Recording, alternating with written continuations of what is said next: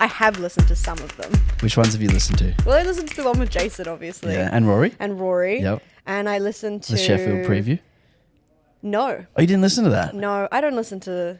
Oh, really? No. You stay away from it? Yeah. That's actually a good topic. Why? Why? I feel like that's pretty like self-explanatory, right? Well, like, I feel like a lot of people want to know what's said about them, and then they use it for fuel or whatever. I am not that kind of person. Not even like... I want to, as much as possible, like, remove the pressure and to even, like, not put pressure on myself about, like, what the outcome of the competition is. You don't want to know what the expectations of you are? I don't want to know what people think. Yeah, I kind of just want to focus, like, literally just, like, on what is right in front of me and, like, what I need to do. Is that on a day-to-day basis, or is that like a more zoomed out approach? I think it's probably mostly day to day, like a little bit of like the long term focus. Like I know what I'm working towards, but I definitely adopt the approach of just like one step at a time. Like I'm just going to do each thing as best as I can as it comes. And trust like, that will lead you to the outcome. Yeah. Yeah. Yeah. Beautiful. Well, Evie, thanks for joining me today. This is, I think, episode 37. And you have listened to some of the podcasts, so I don't need to explain to you what the first question is. So the first question that I ask everyone who comes on the podcast is, what is your first memory of physical culture, like the space of physical culture? Yeah, that's it's a funny one because I obviously I know that you ask people about this all the time, and it's wild to me like how varied people's answers are. And personally, I was never into sports or really like anything even sort of remotely related to movement other than like dance. So I probably as a child started more in like that realm of things. And I did Irish dancing for like 6 years, and then I got into yoga as like probably from like 18 I got into yoga. So like all through my teens like was like, oh yeah, sports aren't for me. I'm really bad at hitting balls and catching things and like anything involving like coordination. Luckily, powerlifting, you actually get penalized for moving your feet. So, yeah, that was me. And then I got into acro yoga, which is like partner acrobatic yoga. Right. Which is like a super weird segue into powerlifting, but is that like holding people up doing handstands and stuff yeah, like that? Okay, yeah, stuff like that. Yeah, there was a guy in the commercial gym that I worked at who used to do that stuff, and then he like... Were you like, sir, you can't do that here? No, he was like really good at it. We had like this enormous gym floor, and then he bought this like crash mat, and he would do it on there. But he went really rogue, and then he started like doing it nude on the beach with his partner. Very weird. It does sort of like, it gets a bit like woo woo, like yeah, of course. That like community, but also some really lovely people, and but I got a bit spooked because I'm like scared of heights, so I kind of I had quite a limit there. yeah, hard ceiling there. So how did you then find the gym then? What was your first gym experience like? I joined Les Mills with my sister. I think she kind of like strong-armed me into it. Is that a franchise over there?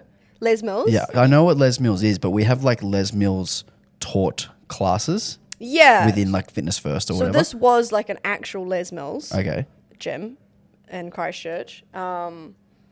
And we used to go to the classes, and like naturally the one I liked the best was the yoga one.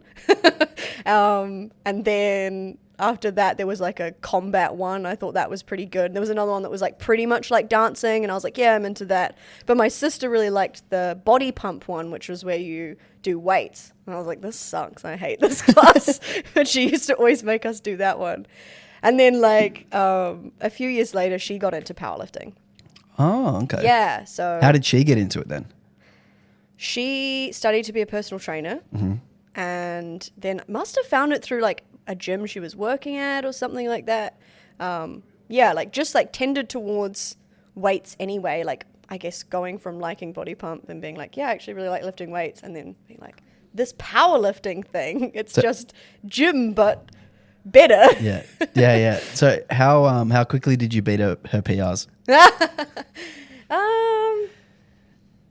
I don't know. Probably it took like a few years actually. Maybe like. Does she still 2 compete?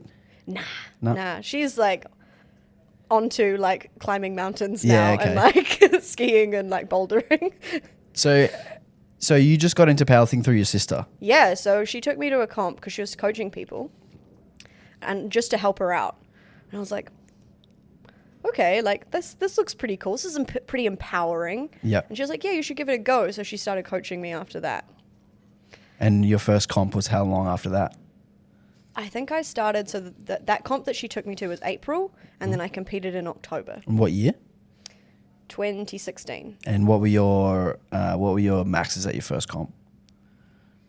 Ooh. I'm pretty sure you deadlifted 120. Oh, yeah, maybe like 120. I think I did like 100 maybe on the squat, and like, I want to say like 55 on the bench. Okay. And then what? 7 so years I was later. not very strong. Yeah. So 7 years later, you're winning Sheffield. That's pretty cool. Yeah. How long did it take you from that first meet to realize like, hey, I'm actually like pretty good at this?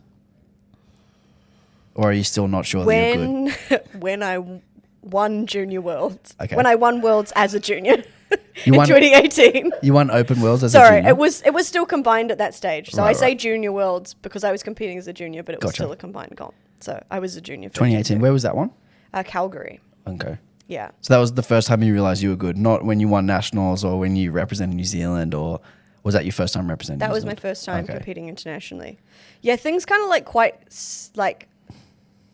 quite steeply increased, like I guess before that comp, and I went in nominated 6th, and I kind of just had like zero expectations because I didn't really know anything about competing internationally. I didn't know anything about the other competitors. I was just like super nervous, and then I ended up winning. So Was Jason coaching you then? no, John was coaching me. Your partner? He's now my partner. He wasn't at the time. Oh, the classic. That's how, don't worry. This that's is how, powerlifting. That's how my okay? wife and I met as well. Actually, were you coaching I her? coached her, yeah. Oh, that's so funny. Yeah. When did there was a good period between like he stopped coaching me, okay, and then like it was a good like couple of years Okay, no, ours wasn't like that. Oh. But we don't have to go into it. powerlifting. Yeah, that's right. All right, so zooming forward several years from your first comp, or zooming for a couple of years after Junior Worlds, you're invited to Sheffield 2023. Yeah. What were your first reaction to getting that invitation? Like, what was your first thoughts?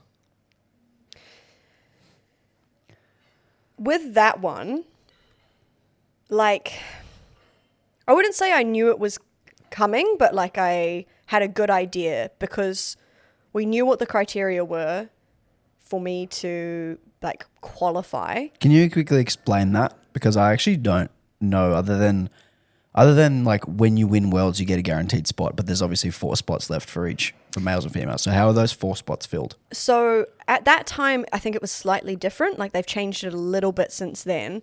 But the way that I qualified was that they had these regional invites because they wanted to get good like coverage of the whole world, basically. Like where possible, they wanted to make sure there was representation from all continents. Right. So there was an Oceania regional invite, basically. But I still had to qualify by reaching 95% of the world record. Yep. So that was as a 57. And I had a pretty shit day, actually, at Worlds in 2022 in Sun City. But I came 4th and in the 57s, and I managed to reach that 95%. Yeah. Were you aware of that 95% before the competition? Like, was that one of your goals? Yeah, that was Okay. one of the things that we were really aware of. Yeah, that was. I would say that was like the priority. Yeah. So, were you aware of sort of the magnitude and gravity of Sheffield when you got the invite at the time? Because that was obviously the first one. Yes. And then Yeah. to follow on that, the second part of the question would be, how did that initial thought that you had around what the event would be like? How did that actually shape up in real life?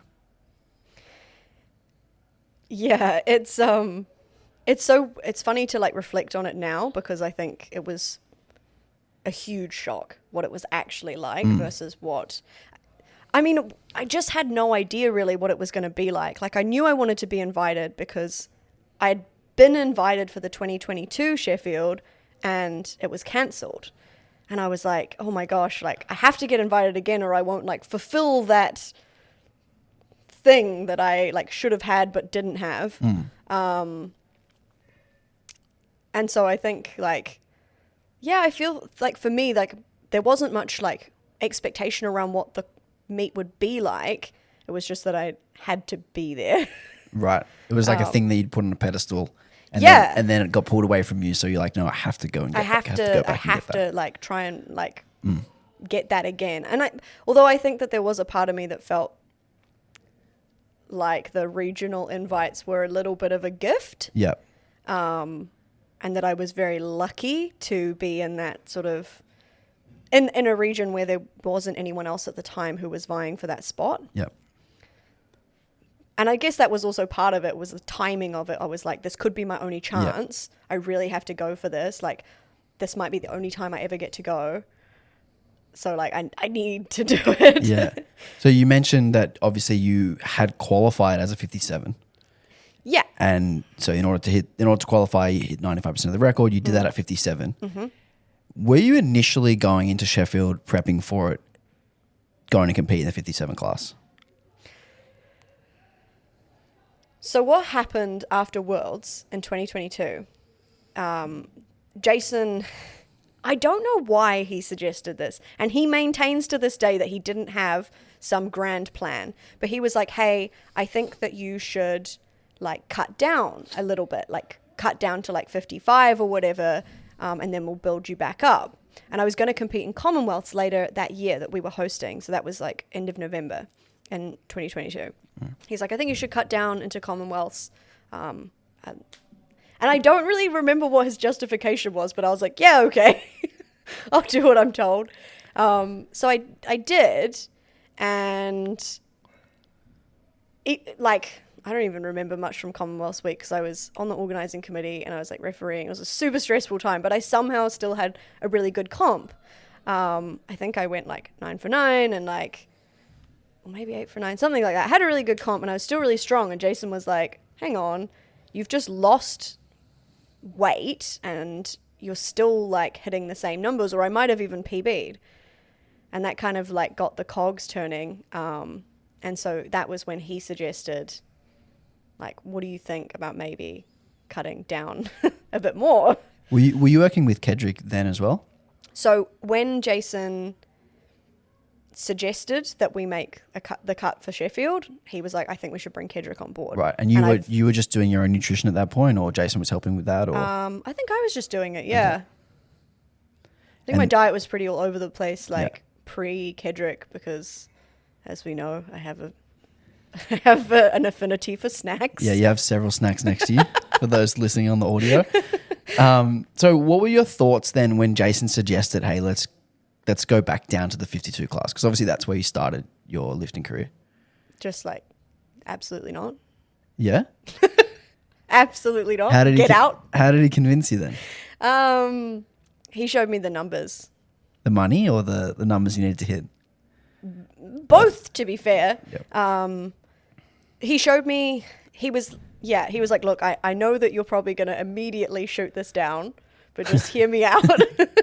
He was like, I know how much you don't like cutting. And I kind of like, I feel like I was quite passionate about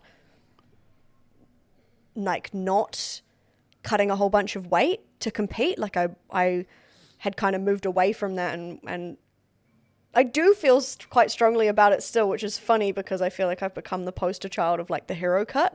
But before that point, I was like, no, like people shouldn't be cutting all the time. Like you should be getting stronger and you should be like fueling your body properly and blah, blah, blah. But he was like, look, I've done the calculations and I've worked out roughly like what I think other people might be able to hit and what I think you are going to be able to hit. And you could lose 10 kilos off your total, you could lose 15 kilos, you could use more than that, and you would still break the world record by a very large margin, like more than anyone else is potentially able to do that.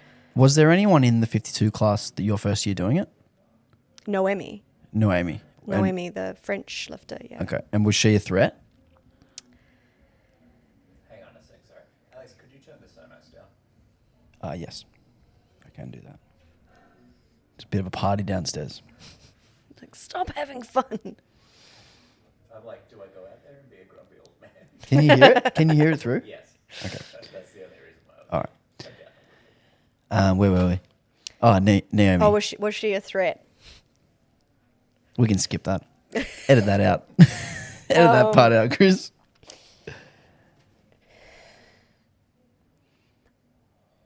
I don't know. I want to give her credit. I think like we were definitely looking at her, but I think Jason, I mean, he did like all the scouting really for this. I'm not really someone who looks at what my competitors are doing. I'm not paying attention to what people are saying or like any previews or that kind of thing. He did all of the research, and he's a smart guy, and so he would never like count someone out. He's smart in some regards. He's very good at that side of things. So he was never gonna like fully say, like, no, she's not, you know, she doesn't have any chance of chasing you. But yeah, I think that provided I was going to make weight, which was the big if, I had a good chance of being a decent amount ahead. That's actually a good segue. What would you say to lifters who do tend to focus too much on their competition? Like, what advice would you give them? Don't do that. Why though? I really think that like cutting weight and being really focused on, you know, that side of things is a competitive strategy, but what's more important always at the end of the day is being strong. You need to be strong to win. You have to get stronger. And there's so many other things that come first in terms of like what your priorities should be before you're worrying about that. Yeah. Does that answer your question? No, I think you answered a different question. So I'm gonna ask it again. I think what you answered was, do you think like cutting is a viable strategy? More so? Because what I'm talking about is like lifters who get on Instagram and they're always checking what their competitors are doing, and like it kind of clouds the decision making that they make in training. Like they may overshoot their lifts because they're worried about what someone else is doing. And obviously you do a really good job of staying in your own lane. What kind of advice would you give to those people? You can't control what anyone else is doing, so it doesn't matter. It doesn't matter. And if I think people, I don't know for sure that they don't use it as fuel, but at least for myself, I don't believe that is useful. Seeing what other people are doing and getting fired up about it and being like, oh, well, they've just hit this in the gym, so now I'm going to go and hit this number. Like, that's not good decision making. Correct, yeah. I just think it's always a better strategy to just focus on what you can do in that moment and maximizing all the other things around it that you have control over. You know, your eating, your stress, your sleep, making good choices. Yeah. Don't worry about the choices that other people are making. It doesn't concern you. I think you said it there at the start. It's like what they do doesn't affect what you can do. Like if someone adds 5 kilos to their squat, that doesn't mean it takes away 5 kilos from your squat. No, yeah. If someone squats, you know, a number that's inconceivable for you to squat, you don't just magically get an extra 10 kilos on your squat because they could do it. Like that's not how this works. So focusing on what you can do, and if you can do enough, then you're going to be able to do enough. It doesn't really matter what they've done. I really think it's kind of like you're putting all the ingredients together and you're like putting it in the oven to cook, and then you see what the result is at the end. And yeah, it does, again, like there is no part of that process that like someone else has an impact on. Like you are the one who has all of those ingredients and is putting it together. It's on you to do that in the best way that you can. Yeah. That is your best strategy for having a good outcome. Yeah, totally. So you mentioned it earlier, like you couldn't quite predict like the magnitude of the event and like how crazy it was in the moment. And when I spoke to Jason, he mentioned like, obviously he wasn't actually on the stage. He was kind of off to the side. He mentioned how crazy it was being there. And you were the first lifter to squat. Is that correct? Yeah. You were the first person out. Mm-hmm. What was that like when you actually walked onto that stage? Like, what did it feel like? I think I walked out and like immediately got a fright because it was so loud. It was so loud. It was so bright. And people were like waving glow sticks and they had like, it was so much noise. Like so unlike a powerlifting competition. And people were super riled up because like the announcer had just gotten them super hyped up. And then I walked out and was like, oh my gosh, this is really full on. Was it off-putting at all? Yeah, it was, because I almost had to like remember what I was there for. Like I was like, wait, I need to go and squat now. Like I need to not be distracted by all of these people. Yeah, you're not doing a dance performance. Yeah, but like, well, I felt like a rock star. Yeah. I felt like I needed to like, get a guitar. Start like yelling at the crowd or something. Like I was like, no, I need to like zone in now and like focus on doing my opening squat, which is already like a super, you know, as anyone knows, like the first squat is usually the most anxiety ridden attempt of the whole comp. Yeah. Yeah. So it was hard to focus. Do you feel like you kind of settled into it as you had more and more attempts? Like, did you get used to that sort of hectic environment? For sure. And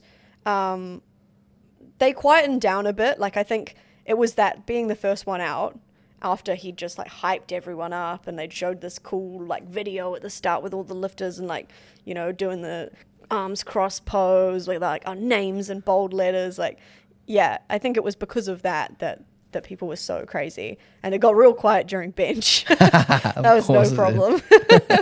That never changes at any point. No. So what do you think that competitions like Sheffield actually do for progressing the sport? I think it's something to aspire to, which is obviously like it's not going to be for everyone. You know, like not every lifter was going to be able to aspire to that level, but I think that they can aspire to something like it, or like, I think it's just, it lights a fire in people, seeing the sport structured in that way. Like, it just makes it way more exciting. And I guess like it drives the records to being pushed up.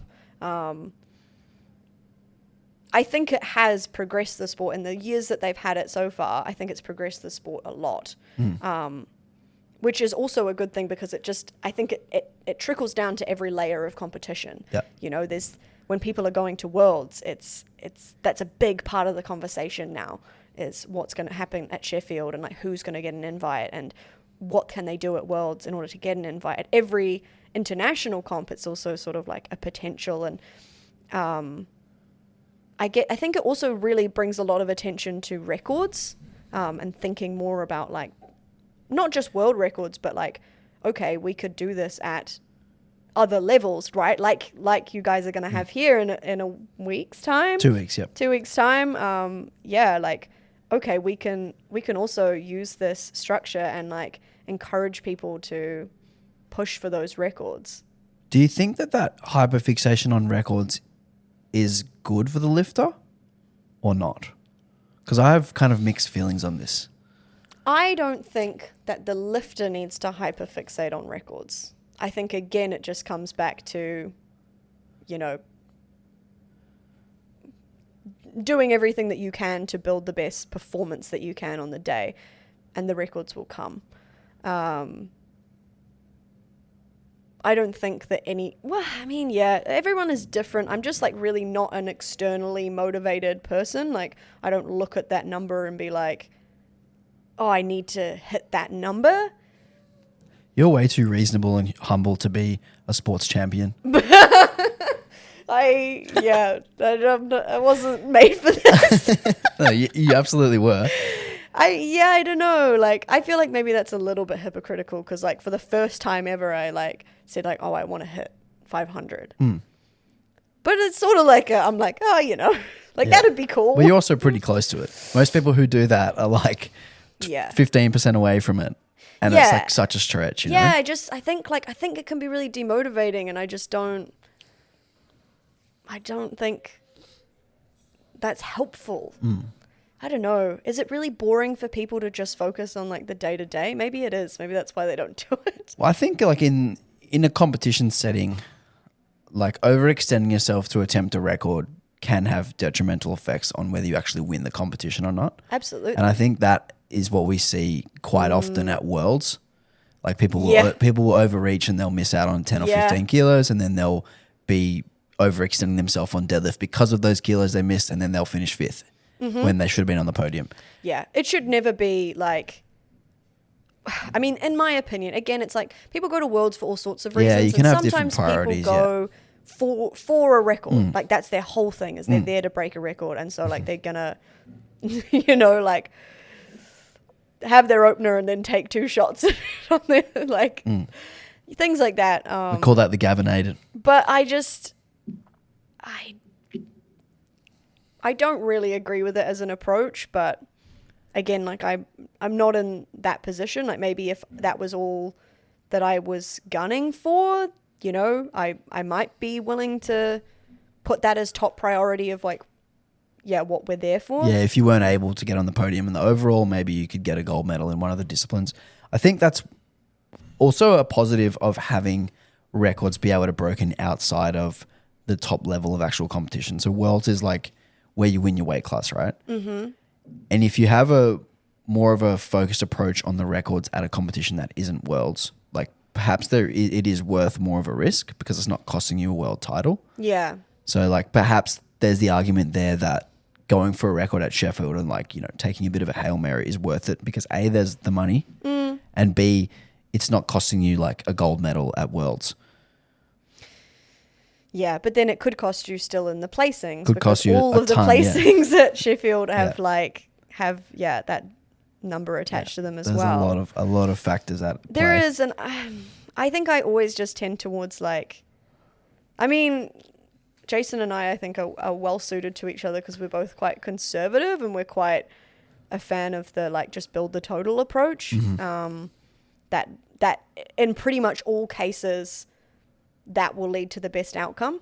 Yeah, we see so many people talking about, particular strategy and attempt selection, but it really is so simple. It's like make your lifts, build the total, see what you need at the end, decide whether you actually have it or not, weigh up the pros and cons, and then make a decision.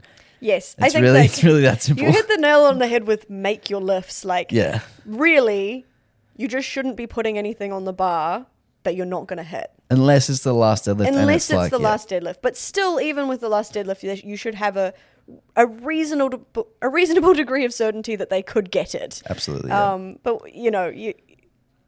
I don't think, it doesn't make sense to me. I just think, like, your best bet is always just going to be, like, getting the kilos you can get.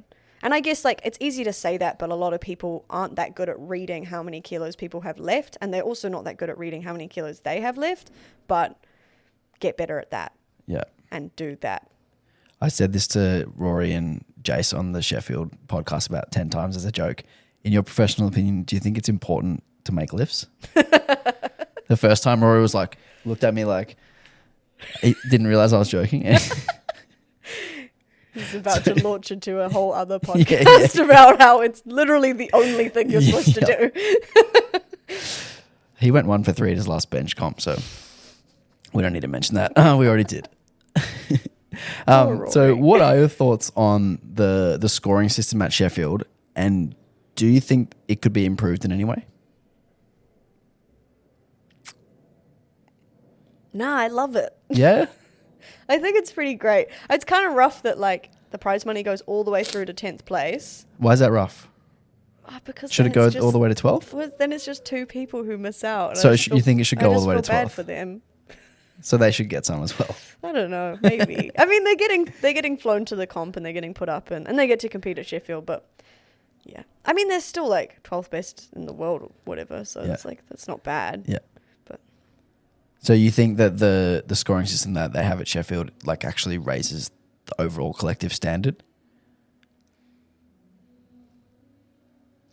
What standard? The world standard. Or like the standard of lifting in general? Yeah. Like I think at these meets we've seen more made lifts than we do at like a comp that's, one on GL or on dots or whatever like that. I feel like we see people taking the approach of building the total because they can see that each 10 kilos or each 5 kilos that they add, they can see that has a couple of percent. Yeah, they can see that like directly. So I think that like the actual standard of lifting at something like Sheffield, we see quite a high hit rate, which I think is super important because that's like the poster for the IPF, right? Is Sheffield? It's like the thing. So all of the lifters, the local lifters are like, what's wrong? So we gotta turn the music down. All the lower level lifters who are watching that's like a good example of what you should be doing, right? Do you think that then trickles down to the next level and the next level of like, this is the type of approach and attempt selection you should take? Yeah, I do think that it promotes that. But I think there are also still like some mistakes made. Of course. As in any comp. It keeps it interesting. If you want to call anyone out, you can, because that would be great. Great for the show.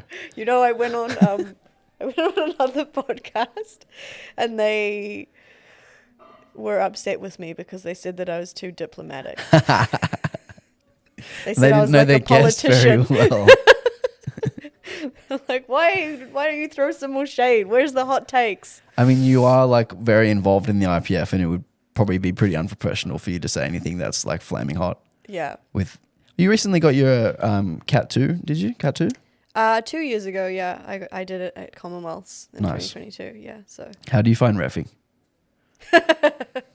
I low-key hate reffing. Yeah? Yeah, I hate it, but I like knowing all the rules. Do you think that helps you be a better lifter? Absolutely. So shout out to everyone out there who's listening who doesn't ref. You should ref because it will make you better. Yeah, and you should also ref because we need them. You should give back to the sport.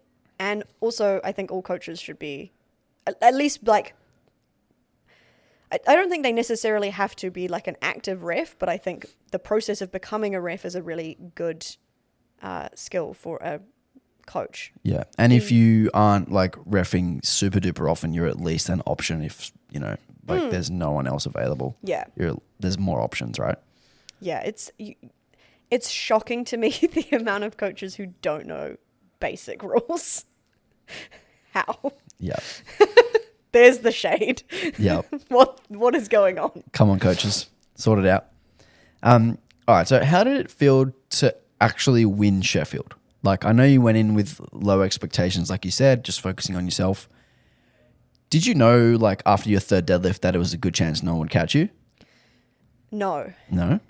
I wasn't following the progress of the competition. I think I knew that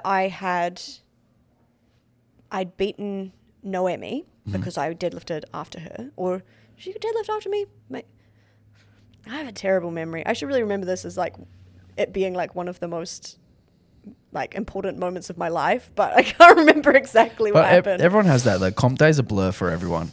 You kind of, like, get off the platform and you're like, what happened? I knew that I'd had a good day and I knew that I was in with a good chance. And I was immediately just, like, super overwhelmed with emotion. And so I, like, came off the platform and just, like, walked straight out and, like, out of the venue, like, walked all the way round to the front, like, where the foyer is, so that I couldn't hear what was going on in the competition. And I still had my belt and, like, I'm, like, covered in talc. And I'm just standing there in the foyer with all these people who, like, work at the Sheffield City Hall and they're like, oh, Who's this person? Are you okay? And I was like, yeah, I'm fine. Just a bit overwhelming in there, you know? And they were like, oh, okay, like, that's fine. And then I was chatting to like the SPD stall like staff. They were like, what are you doing out here? I was like, it's just, it's just a bit much. Need some space. They're like, yeah, okay, that's fine. They were like, do you want to know what's happening? I was like, no. Because they were watching it on like an iPad. So when did you go back in then? They told me when the women were done. Did you know you'd won? No. What? They didn't tell me. They were like, I was like, oh, are they finished? And she was like, yeah, the women are done. I was like, did they know that you'd won? I don't know if they did, because the first time they were streaming it was a little bit hard to follow. At least that was the feedback that I got, that they couldn't see, like, because people couldn't see what weight class people were in. Yeah. So they could see the percentages, but they couldn't see. So a lot of people, when they were watching it, they didn't know that I dropped down to 52. Yeah. They were just kind of like, what is going on here? Like, why is it saying this percentage? Like, just, having a bit of a hard time following it. So I don't know. Maybe they did know. But eventually, like, I walked back around and there was I ran into one of the SPD media staff and she was like, oh, like, well done. And then I like hugged her and was like, oh, thanks. And she was like, oh, you don't know. And I said, I don't know what. And she's like, I'm not going to tell you. So who actually told you then? Eric Helms was the first person I saw. So I finally got back round to where the lifters were, and he came through these like 2 double doors. And he was like, Evie, you won. And I said, are you serious? Or I said, are you joking? As if he would be like, psych. Yeah, psych. No, you didn't. You actually came 5th, psych. But, and like, he like had tears in his eyes, and like, what's your relationship with Eric? Friend, just mostly. Friends, yeah, like we've run a couple of conferences together. He lives in New Zealand. Yeah. Yeah, he lives in Auckland. Yeah. So yeah, we sometimes have dinner together at like friend's place. So yeah, I've known him for a little while. And then Jason came through. He was like, I was looking for you. I was like, sorry. So what was your first feeling then when Eric said you actually won? What came through? What emotions came through? Disbelief. Like I just like couldn't fathom it. I think still it's just like hard to wrap my head around that happened. And then just like trying to like reconcile these 2 things. I was like, I had a good day, and being like, but you also won. And what was your percentage score in the end? It's a very good question. It's like 108. It was 105, I think. Yeah. I'm pretty sure it was like 5% or like 4 point something. Okay. Yeah. Yeah. This is a kind of not a question I had written down, but do you think there'll ever be a Sheffield where the winner gets under 100? Yep. Do you see that happening soon? I don't know about soon, but I think it will happen at some point. Maybe particularly on the men's side, because it's already there. Like the winner this year was 101, I think. That's where it's like, I guess those records are harder to break. They're more established, yeah. Yeah, more established. It's been more competitive for a longer time. Yeah. Yeah, cool. So how did winning Sheffield then compare to the 2 world championships you've won now? And do you look at any of them more fondly than the others? Yeah, I feel... It's like saying who's your favorite child.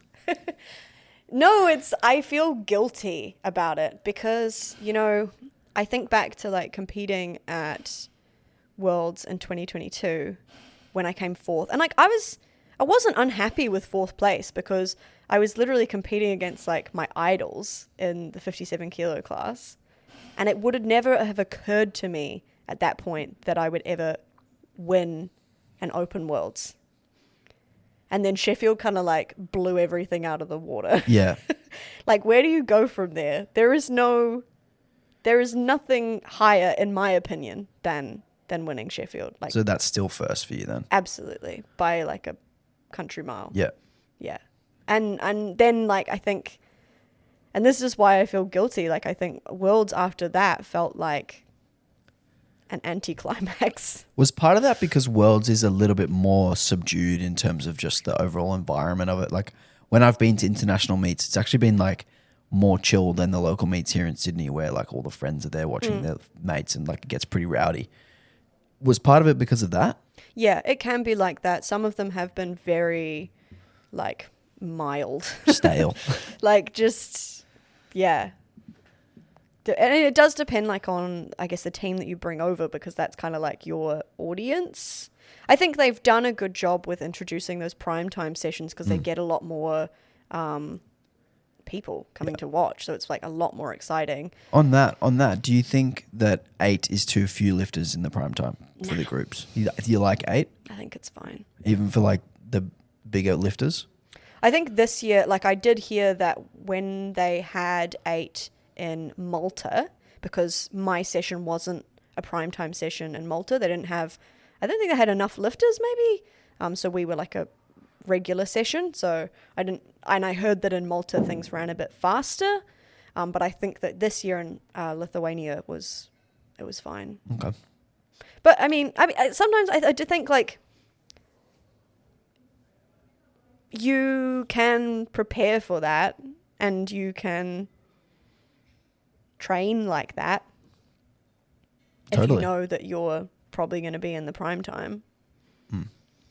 Totally. And I still think it's a net positive, right? Like, it's definitely better to have it than to not have it. I guess, like, you could say add more lifters, but also having 8 lifters is, I think, a good amount in terms of keeping things swiftly. Yeah. Do you think there'll ever be a time where someone in the B group actually wins? Like, or someone in the B group is so close to being in the prime time, but actually, like, you know, ends up on the podium or something like that, then that forces them to change it to 10 or 11 or something? Because that's my other concern. Well, my first concern is that it's a little bit too fast for particularly the really big lifters, super heavyweights. You know, you can train all you like, but if you're 170 kilos and you're squatting 400, like, it's hard to do that in 8 minutes. And then my second concern would be, you know, what if the talent in one particular weight class is just so condensed to the top that there's 11 or 12 contenders? Yeah. Like, what are those, you know, 9th, 8th, 10th, 9th, 10th, 11th, what do they do? Yeah. I mean, Like, I don't kinda have a stuck in the B solution group, for that. you know? I don't know if that will happen. Maybe. We'll see. But I think they'll see it coming, probably. And I also think it really, like, particularly in terms of, there's a responsibility by the national federations to be properly vetting those nominated totals, and also to be making sure that, like, the totals going in are, like, properly indicative of their lifter's strength. Do you see them overvaluing or under? Sometimes it's just like, you know, sometimes people are submitting totals that they did in different weight classes. They're submitting totals that are not even, like, legitimate totals. Like, they're made up of different lifts. Lifts from different comps. Oh, that's crazy. How's that allowed? Well, again, like, it comes down to the national fed, like the person who enters the data into good lifts, because it's not entered by the competition organizers. It's entered by each federation. Right. So they're the ones that have to be, like, checking that it's correct. Have to be honest, you mean? Yeah, and well, I guess, like, sometimes, like, they're also just the middleman, like, they're just entering the data and that's what the lifter has submitted. But yeah, I think it comes down to the national fed to be making sure that that is accurate. And I guess, like, also in terms of, I mean, it's trickier, but their calendar and you know, the timing of when they're doing those totals and, like, how close they are to worlds, and, you know, the potential that they could have gained a lot of strength in that time. And sometimes it's just tough, because lifters will be like, oh yeah, I just did what I needed to do to qualify. And then, like, it totally obscures where their strength is at. So they end up in the B group. But I think lifters are catching on now that that's, like, not that good of a strategy. Yeah. Yeah. So, you mentioned that winning Sheffield is, like, so far high on the pedestal. Like, it's not even, second place isn't even close. How did this year's Sheffield feel coming fourth? What was that feeling like? And you mentioned earlier that, like, you don't really get fuel added to the fire, but was that something that did add fuel to the fire? Yeah, this was a really interesting, it was always going to be tricky to come back after winning, because, you know, you feel, when you're at the top of the mountain, you feel like, where do I go from here? Like, the only places down. But also logically, you've just increased the world record total by the most of anyone. So now you then have to repeat that and then do that again with your new world record total. It's very unlikely that the same person will win twice in a row. Yeah, and I mean, like, that's again, like, I think that's a credit to the structure of the competition, because if you push that record up, you then make it harder. And that's quite exciting in itself. But yeah, like, I think there was that was something that was going on in the back of my head. Like, how are you going to match that? How are you going to follow up that performance? And ultimately, like, I don't think it changed anything in my approach to the comp, but definitely I was in a very different headspace when I got to Sheffield that time around. You know, the first year I was like, I'm just happy to be here. Like, this is great. You know, this could be my only time. I'm just soaking it up. The second time I was like, whew, okay, lots of pressure. Like, everyone knows I'm coming this time. It's not a surprise. Where did you feel that pressure from? Mostly internal, or was it from, yeah? Mostly internal, yeah. I think there were people who said things like, oh, I think you can win again, and like, I'm really rooting for you, but I don't think that actually does. I think for the most part, for most people, it's usually the pressure you put on yourself. Like, agreed. Jason predicted that you would win again on our show. I mean, so like, I knew that they were going to be really competitive, the 369s. So I knew it was going to be tough, but I did back myself in that I knew what I was capable of. And I think immediately after the competition ended, I felt like really gutted about fourth place, which I feel a bit silly saying that now, because it's just like the benefit of time and space from it that allowed me to have a much more nuanced perspective, I think.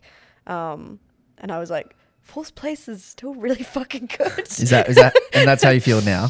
Yeah, like I still broke the world record again by like almost the same amount as I did the year prior. And actually it was within a calendar year, because they changed the date. Like, it went from being the end of March to early Feb.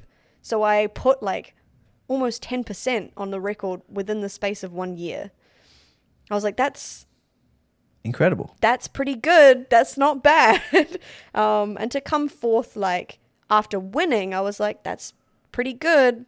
You know, the 369s were coming in, like, they all hadn't competed in that class the year prior. They all were coming into that class because of the record, right? Mm-hmm. So that was tricky. But I, like, again, like, the strategy I respect, and I think Agatha's like the coolest person. So I was like stoked that she did the same thing as I did. She's kind of shot herself in the foot now, because she broke it by 9%. So she's kind of like, you know, it'd be a very, very tall order for her to win Sheffield again. But like you said, she's incredible. She's incredible.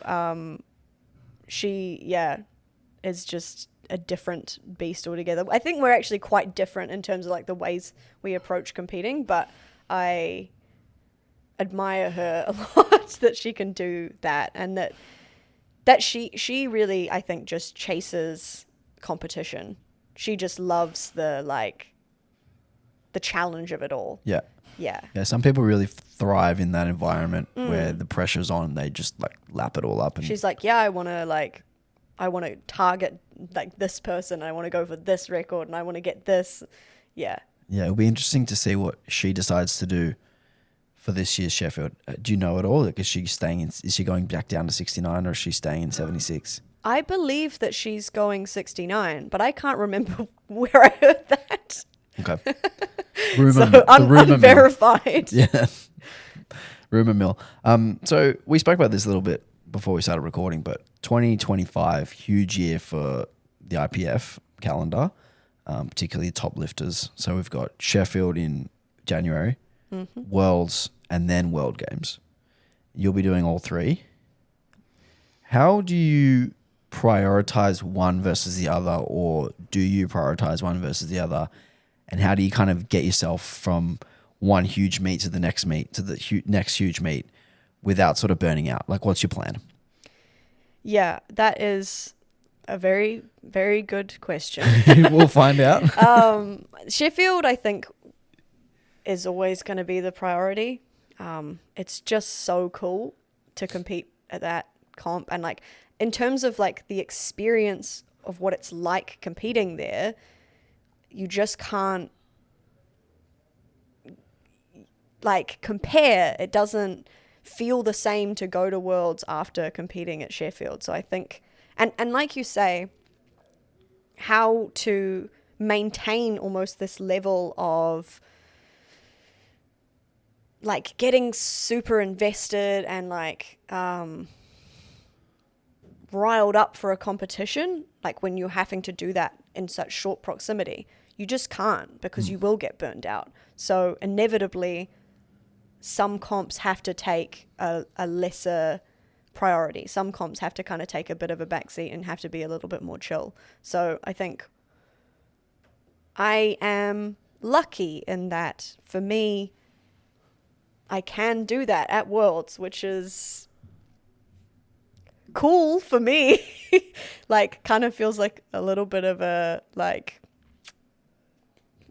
what is the word for it? Like, a little bit of a flex, but like an unintended flex. But yeah, I think like just with what the competition is like in the 52 class, as long as I go in and hit the things I need to hit, I don't have to be super switched on and super dialed in. It can be a bit more cruisy. Yep. And I think that's going to be necessary because World Games is so close after Worlds. Like, when is it? So World Games is in August and Okay. Worlds is in June. Yeah. So there's a space of like, I think it is like 8 weeks or something. Yeah. How does the Worlds game format work for you? Like, does it favor you? Does it kind of hurt you a bit? Like, how does that work? I don't know. It's points based. I don't know how that's going to play out in terms of, because we're in those combined weight classes, so it's 47 and 52 together, which was also like a decision that I had to make prior to this year's Worlds, was whether or not I competed as a 52, because this year's Worlds was the qualifier. Whatever weight class I competed at, I was going to be locked in for World Games. Right. But I decided that being invited to Sheffield again was the priority for me, and competed as a 52 so that I could get that Sheffield invite. But it means I still have to be 52 by the time August rolls around next year. But it does also mean you could do Worlds at 57 if you wanted. I could do Worlds at 57 if I wanted, yeah. Would that be one way to like take the foot off the gas a little bit? Potentially. Well,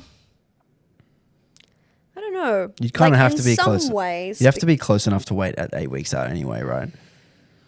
Yeah. In some ways, I mean, yeah.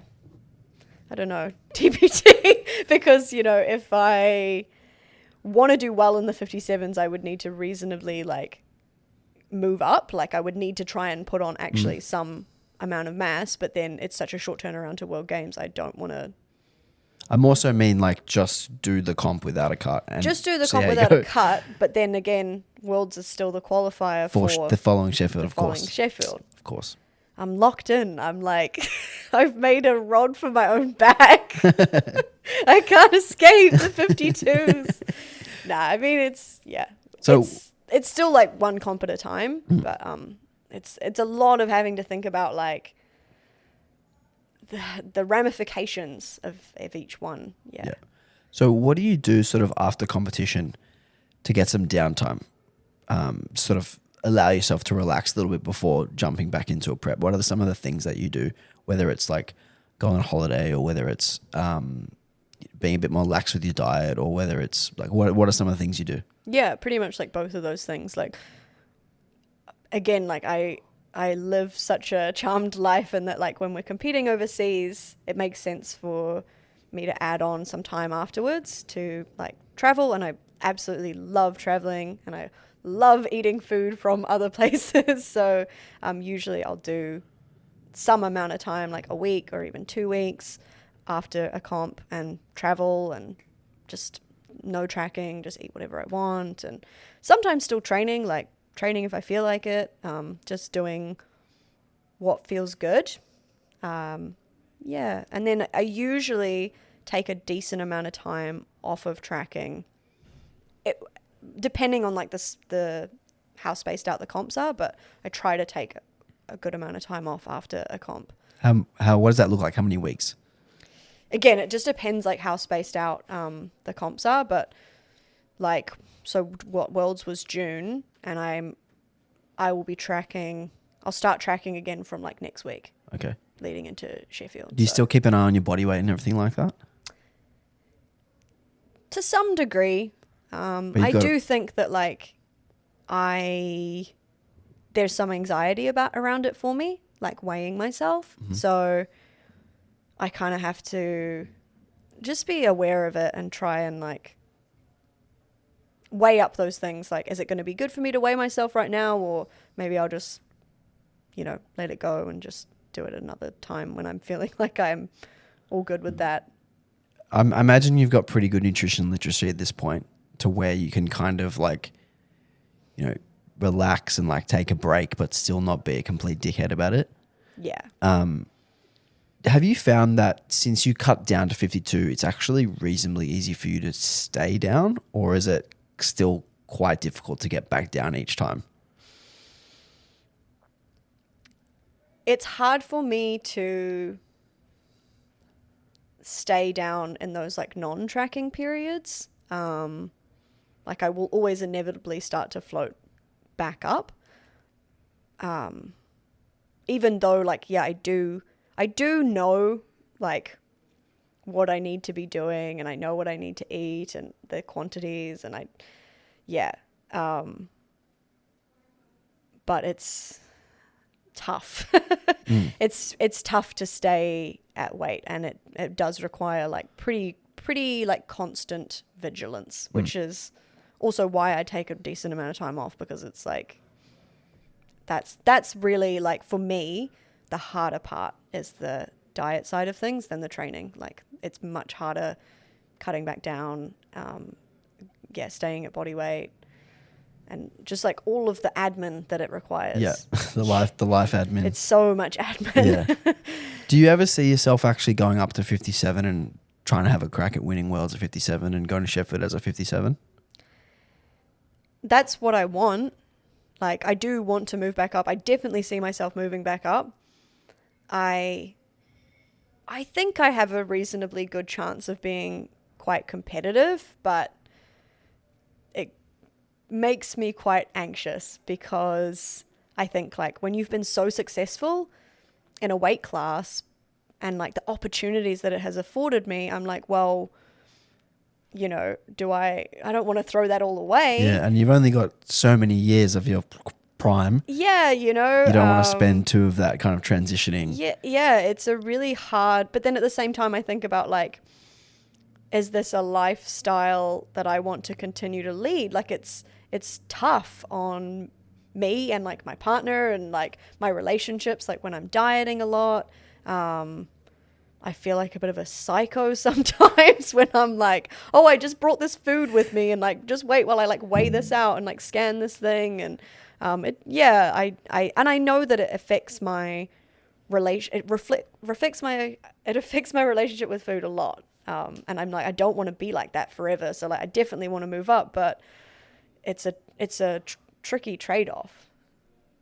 So yeah, so I guess, how do you then make that decision then? I don't know. I haven't made it yet. I guess like we try to just evaluate every comp. Like how did this prep go? Like how hard was it to get to weight? Can I cut from a bit heavier? Like how was the performance? Like, do we think that it's, reasonable to do it again? Is it sustainable to do it again? And like, we've had that conversation so many times now, but we're like 2 years into me doing this. So I don't know when the time will come that I'll say that's enough. Like it feels like we're getting close to it, but then it's really hard to let go of, how successful I've been in this weight class. Do you feel like you have Do you feel like the 52 class is part of your identity now? In a weird way. Like, I don't necessarily connect with that. It's the same as that, like, it's very strange to me being associated with that strategy of, like, cutting down a weight class to win, because that doesn't feel like something that aligns with my values. But that's what people know you as. But that's what people know now, yeah. And that's what people identify you as. Yeah. Yeah. That's really interesting. That's probably a topic for a whole nother long hour-long podcast, which maybe we can get to one day. We're going to quickly do some questions. Yeah. I've got 3 that I liked, so we're just going to do 3 because I'm aware of your time. Obviously, you've given us lots of time today while you're on holiday, which I really appreciate. So this is kind of similar to what we were just talking about. Do you feel your cut to 52s made it popular for lifters to do dangerous cuts? I don't know if I would use the word dangerous. But then again, like, to be fair, like, I don't know what people are doing at local levels. I do think it definitely has influenced things at, like, literally at the Sheffield level, because... I don't think that's because of you, though. I think that's because of the format. Okay. No, I think that's don't give me good. credit then, Alex. I mean, I think that's Agatha good, though. literally, she said that she did it because... Well, she said that, like... She saw that I won from doing it, and that was part of her decision to cut down. I don't know about Shell, but I do think, like, it's become a bit of a trend. Yeah.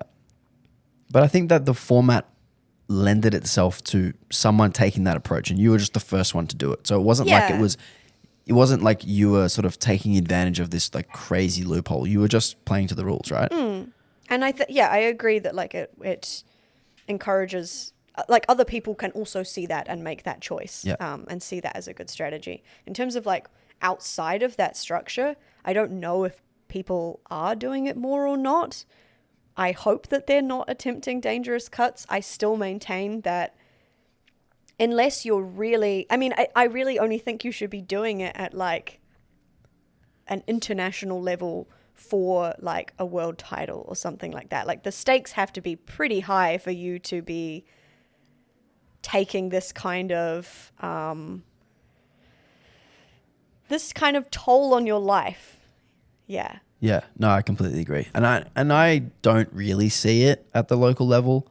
I see it a little bit for nationals, for, you know, people who are, you know, maybe coming like 7th or 8th at nationals. It seems a little bit ridiculous to me. But again, like, people have different priorities. Yeah. And if their priority is to make it to nationals, and that's their Sheffield, then, I mean, who are we to tell them they're wrong? I think that you can do it. It really depends, like, how you do it as well. And, like, there are healthier ways to do it. I wouldn't say there are healthy ways, because, again, I think that, like, tracking all the time is not good for your relationship with food. But get the right help, you know, start really early, like, really early. Yeah. If you're planning to do it, give yourself, like, 6 months. And reevaluate all the time about whether it's the right choice for you, and if you're making too much of a sacrifice, like, is it really worth the sacrifice that you're making, like, what you're getting out of it. Yep. That answered that very well. Moving on, next one. How much does your training structure change going between weight classes? Have you had to change your training much dropping down at all? I think it was probably, like, I don't think it changed necessarily because of dropping down. I think it changed more so just due to, like, Jason and I learning more about what worked for me. So what were some of the changes then? The main one I can think of was that I was doing 3 times per week squat frequency, and we dropped it down to 2. I did have, like, a hip issue, so that was kind of why we did that. Around the same time, it was probably exacerbated when I was cutting weight. So it was around that time, like, just before Commonwealth, so we dropped it down to just 2 times a week. And have you stayed at 2 times? Yeah, like, I do, like, a belt squat, but that's it. Yeah. Is that on a separate day as well? It's on my deadlift day. Yeah, so like 2.5 squats a week. Yeah. And And pretty much the structure has stayed like exactly the same since then. And I have no problem with that. I think if it ain't broke, don't fix it. Do you ever get bored of doing the same thing every week? No. No? Not really. I think like... It's hard to get bored when you're winning thousands of dollars, right? It is a little bit like I trust that this works. I know that it works. So I'm doing my part of the bargain. I'm fulfilling my end of the agreement almost. I feel like I'm doing my job. Uh-huh. My job is to execute the program because we know the program is good, or like we've seen that it is. And I mean, sometimes those things change, but I think even during my training, we can see that it's yielding results. So, and I don't think I really get bored, to be honest. I think if you like powerlifting, you know, your interests are quite narrow as it is. Like it's quite a simple sport. Yeah. If you're like, oh, I don't really like doing squat, bench, and deadlift, then maybe it's not for you. Do something else, man. Yeah, and I don't even really have variations. I pretty much do just regular comp, squat, bench, and deadlift, and in like the volume changes, like, but yeah, pretty much just. Yeah, I think that goes back to what you were saying earlier with being very hyper focused on just following that one day by day approach. I think that really lends itself well to just follow the program, like read the 1 day of training, even just read that one exercise, do those sets, then move on to the next one. It's like very easy to do well if you just stay present. And I think it also like routine is very good for progress. Consistency is very good for progress. I like doing the same thing. I really like routine. And so I think that's helped a lot. Such a boring person. I think it'd be pretty hard to be a world-class powerlifter if you didn't like routine. Yeah. Yeah, I think that's something that people overlook a lot is just you have to be okay with just doing the same thing all the time and just doing it well. Yep. All right, before we let you go, last question.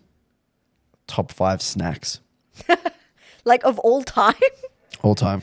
Are we talking like, can it be categories or it has to be like brands?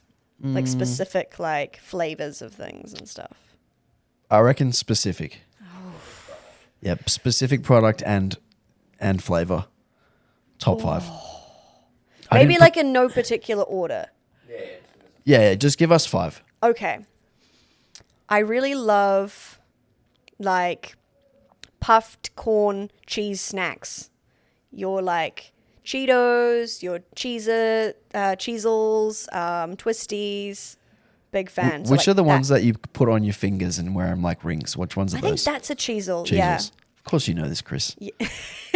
that is like... Chris hasn't said anything for an hour He's and like, a half it's a Cheezel. until we started talking about snacks. His interest has peaked. So, okay, that's one. This is so hard. I'm definitely more of a savory person. Should I have said top 20? Which flavor? My favorite flavor of chips / crisps. Chips. Prawn cocktail. Which brand?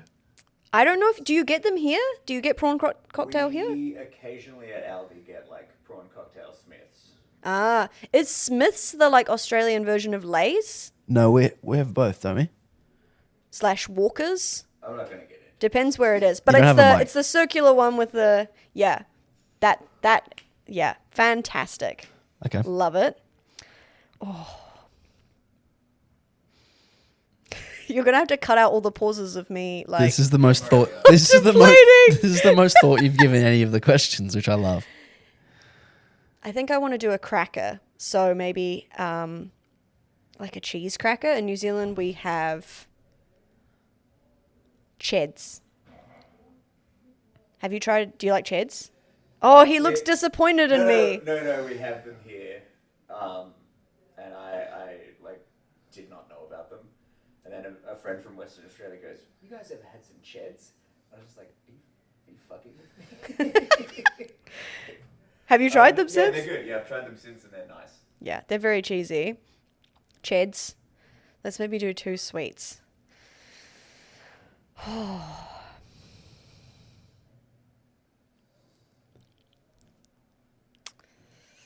It's such a hard choice. I love a chocolate biscuit. So maybe do you know what they have these maybe a Jaffa cake. They have these wafers in the UK called Tunnocks. They're so good. They've got caramel in them. Tunnocks wafers. Those are really good. Okay, one more. One more, okay. I've really used up all my choices. No Tim Tams? I like Tim Tams, but they're almost too much for me. Like, they're a little bit too chocolatey. They're not a snack. That's a full thing. Fair enough.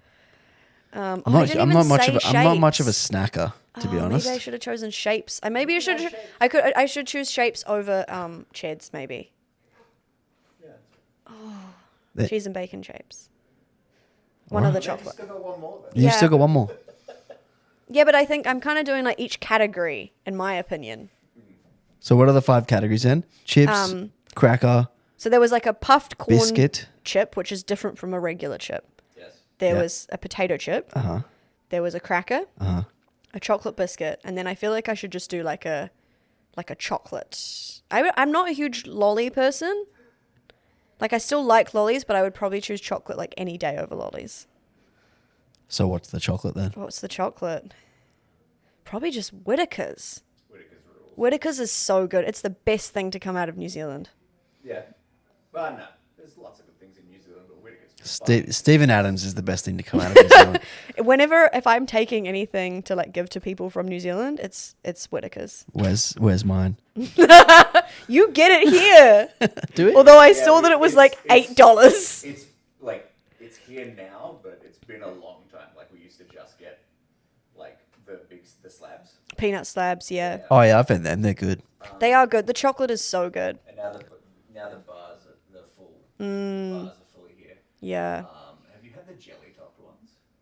I have, but that wouldn't be my first choice. I miss them. That wouldn't, yeah. I understand that it wouldn't be a lot of people's first choice, but I miss them a lot. Do you get don't the fancy them ones here? The fancy thin, like the fancier flavors? They're like a thin one. No, I didn't think so. Oh, I was going to say like one of those was, That's fine. You can they do have that. like a Manuka honey and pear one. That slaps. They have like a salted caramel one. Those are really good. I'll remember next time. I'm I'll out of bring my the depths fancy here one. with the snacks. I like eating savory food. I don't really like dessert that much. Nah, I don't I'm really not a like huge snacks dessert that much. person. I just like my 3 meals. I mean, I also like eating meals. I like eating everything. I like eating meals. That's the soundbite. Yeah, that's the soundbite you got. You were like, oh, she didn't say anything spicy at all. She just said, I really like eating food. All right, Evie. Well, thank you so much for your time today. Last job, where can people find you? And what can they expect from you at Sheffield in 2025? I mean, they can find me on Instagram at BV. I think it's like 3 E's. And I have no idea what's going to happen at Sheffield, but I will do my best. Awesome. Thank you so much for having me. You're so welcome. Thank you. Yay. I bet you didn't expect the snack question to take longer than every other question. No, I kind of did. I should have